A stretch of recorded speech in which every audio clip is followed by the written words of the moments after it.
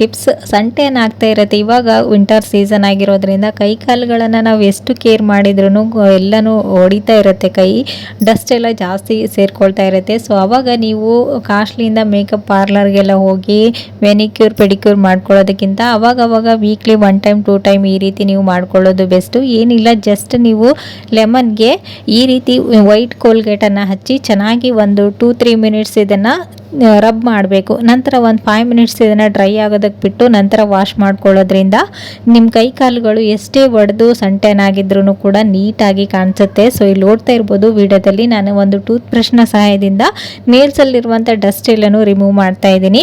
So ನೀವು ಏನಾದರೂ fungus ಥರ ಆಗ್ತಾ ಇದೆ ಅಂತಂದರೆ ಒಂದು ಸ್ವಲ್ಪ ಅರಿಶಿಣನೂ ಕೂಡ ನೀವು ಇದರಲ್ಲಿ ಆ್ಯಡ್ ಮಾಡಿ ರಬ್ ಮಾಡ್ಕೊಳ್ಬೋದು. ಅವಾಗೂ ಕೂಡ ಕೈ ಕಾಲುಗಳು ತುಂಬಾ ಚೆನ್ನಾಗಿರುತ್ತೆ.